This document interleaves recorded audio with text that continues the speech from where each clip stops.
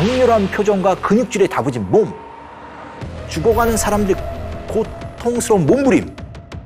더 놀라운 것은 지금껏 로마인들이 그토록 찾고 싶어했던 거대 군상이 무려 1500년 만에 모습을 드러냈다는 겁니다.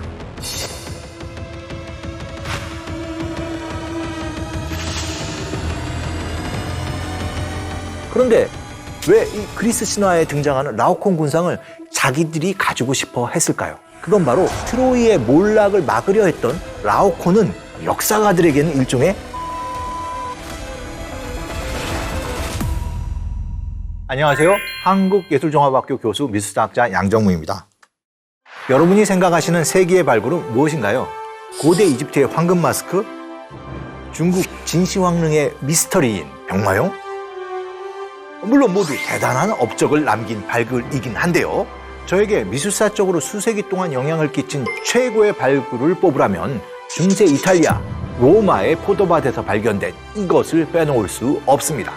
우리가 작정하고 발굴을 해도 의미 있는 작품을 찾을까 말까 한데요. 이것은 포도밭에서 일하던 한 농부에 의해서 우연히 세상에 알려지게 됩니다. 크기가 무려 2m가 넘고 등장인물도 3명이나 되는 이것은 과연 무엇일까요? 좀 더 힌트를 드리자면 고대 로마의 한 대학자가 어떤 회화나 조각보다 뛰어난 작품이라고 평가한 것이 전해지면서 이후 사람들은 이 작품을 오랫동안 찾고 있었습니다. 그야말로 세기의 미술품이라는 건데요. 사실 미술사적으로나 미학적으로 풀어야 할 비밀들이 너무나 많은 이것에 대해서 이야기하는 거, 저에겐 판도라의 상자를 여는 것처럼 쉽지 않은 일인데요. 미술사 최대의 논쟁작이자 로마 황제부터 나폴레옹까지 세계 최강의 지배자들이 탐냈던 단 하나의 미술품을 지금 미술 읽어드립니다에서 공개하겠습니다. 1506년 1월 르네상스로 뜨겁게 끓어오르던 로마 미술계가 정말 들썩들썩 있는 사건이 발생합니다. 산타 마리아 마조레 대성당 인근에 있는 한 포도밭에서 로마 황제의 궁궐로 추정되는 지하 밀실이 발견된 것인데요.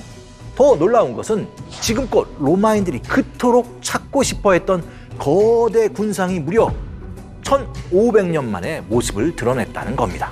그 정체는 바로 드라마틱한 표현력이 돋보이는 헬레니즘 조각의 정수 라오콘 군상입니다. 라오콘 군상은 연극의 한 장면처럼 드라마틱한 순간을 포착하고 있는데요. 대체 이 조각상이 전하려는 것은 무엇인지 자세히 읽어보도록 할까요?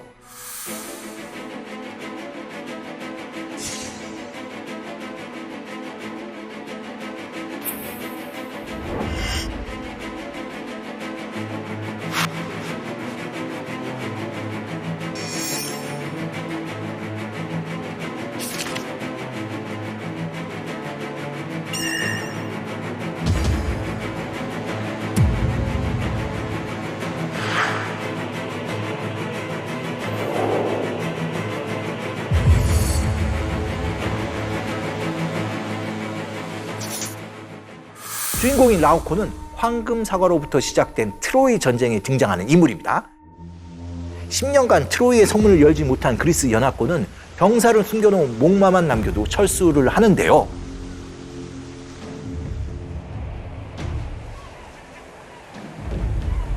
당시 트로이의 사제였던 라오콘은 그리스 연합군의 계략을 간파하고 절대 목마를 성 안에 들이지 말라고 경고합니다.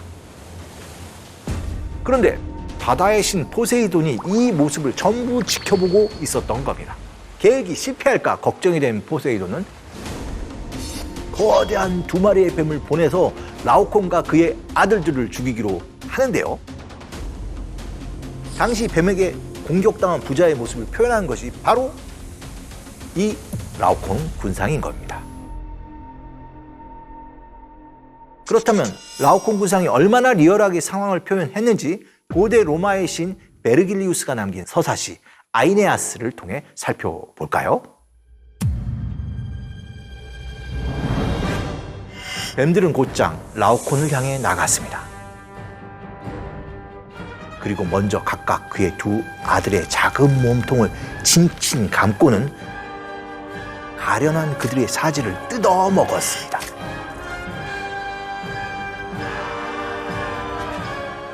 그리고 나서 그것들은 무기를 들고 구하러 온 라오콘을 붙잡더니 거대한 뙬리를 치며 감기 시작했습니다. 그것들은 어느새 그의 허리와 목을 비늘이 있는 등으로 2번이나 감은 뒤 머리와 목을 높이 쳐들었습니다. 그동안 내내 그는 2손으로 그것들의 뙬리를 풀어 젖히려 했고 그의 머리띠는 피와 시커먼 독액으로 더럽혀졌으며 그동안 내내 그는 하늘을 향해 무시무시하게 소리쳤습니다. 그것은 흡사 제단에 바쳐질 황소가 잘못 겨냥한 도끼를 맞고 다쳐서 울부짖는 소리처럼 들렸습니다. 어떠세요, 여러분? 당시 라오콘이 얼마나 처절한 상황에 처해 있는지 느껴지시나요? 이제 방금 읽어드린 서사시를 떠올리면서 조각상을 자세히 살펴보겠습니다. 그리스 조각상은 후기로 갈수록 역동적인 것이 특징인데요. 라오콘 군상 역시 전체적으로 격정적이고 격렬한 느낌이 잘 전해집니다.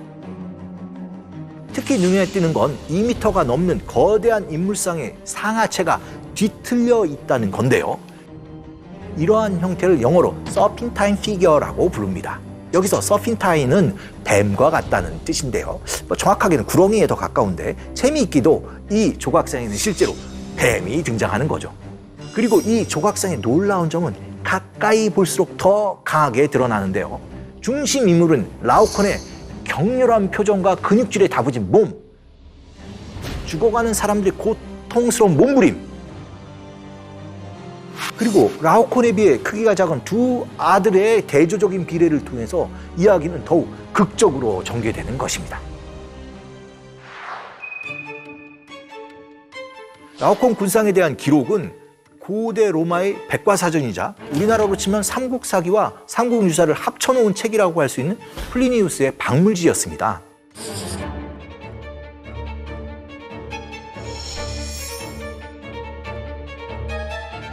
이 책엔 라오콘 군상이 그 어떤 회화나 조각보다 뛰어난 걸작이라고 소개되어 있는데요. 이 기록을 본 사람들이 대체 어떤 작품이길래 플리니우스가 이렇게 극찬했는지 너무너무 궁금했던 겁니다. 그리고 플리니우스는 이 라오콘 군상을 티투스 황제의 궁궐에서 봤다고 하는데요. 이미 일찍부터 로마 사람들은 이 걸작을 찾기 위해 백방으로 노력하기 시작했던 겁니다. 그러다 우연히 한 농부에 의해서 포도밭 안에서 발견되게 된 것이죠. 하지만 처음엔 누구도 이 조각상이 박물지에 기록된 라오콘 군상이라고 확신할 수는 없었습니다. 1500년 동안 이 작품을 본 사람이 아무도 없었기 때문이죠. 그런데 발굴을 주도한 율리우스 2세부터 발굴 현장 책임자 미켈란젤로입니다. 미켈란젤로가 현장 책임자로 가는데요. 미켈란젤로뿐만 아니라 교황은 고전하게 조예가 깊었기 때문에 이 조각상이 역대 모든 로마인들이 가지고 싶어 했고 잃어버렸던 라오콘 군상이라고 확신을 하게 된 거죠. 이 라오콘 군상은 그리스의 섬 로도스에서 제작된 것으로 추정합니다. 실제 만약에 그렇다면 라오콘 군상은 로마의 티투스 황제가 자신의 궁전을 장식하려고 그리스의 로도스 섬에서 직접 로마로 가져왔다고 추정할 수가 있겠죠. 그런데 고대 로마는 왜 이 그리스 신화에 등장하는 라오콘 군상을 자기들이 가지고 싶어 했을까요? 그건 바로 로마 건국의 당위성을 확보하기 위해서인데요. 라오콘 군상과 로마의 건국, 대체 어떤 연관이 있는 걸까요?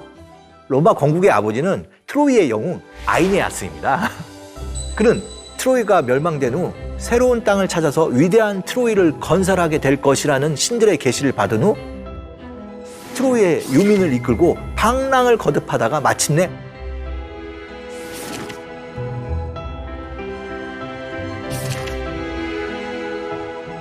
로마를 건설하게 되는 것이죠. 고대 로마의 역사가들이 봤을 때 트로이의 멸망과 로마의 건국은 한 줄기이기 때문에 결국 트로이의 몰락을 막으려 했던 라오콘은 역사가들에게는 일종의 순교자였던 셈인 거죠. 쉽게 말해서 로마와 로마 황제의 정통성을 보여주는 상징적인 의미로 당시 로마의 지도자들에게 라오콘 군상이 필요했던 겁니다. 이와 비슷한 맥락으로 훗날 프랑스의 나폴레옹 역시 이탈리아를 정복한 후 자신의 군사적 승리의 정통성을 강조하기 위해서 라오콩 군상을 전리품 삼아서 루브르 박물관으로 가져가게 됩니다. 이렇게 라오콩 군상이 매 시기마다 지도자들에게 정통성을 부여해 줬다면 르네상스 예술가들에겐 무한한 영감의 원천이 되었습니다. 대표적인 화가로는 티치아노와 루벤스가 있는데요.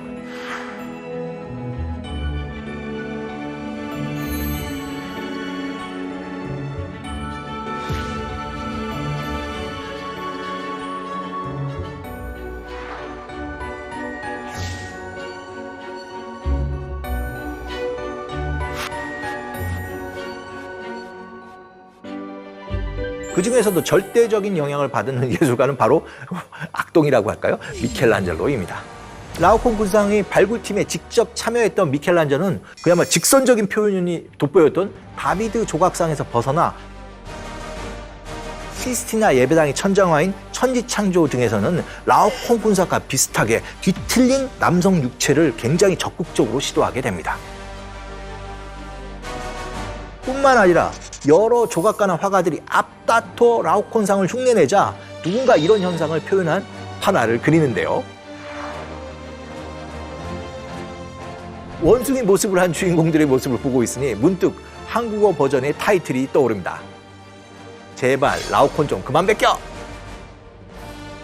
어때요? 그럴듯한가요?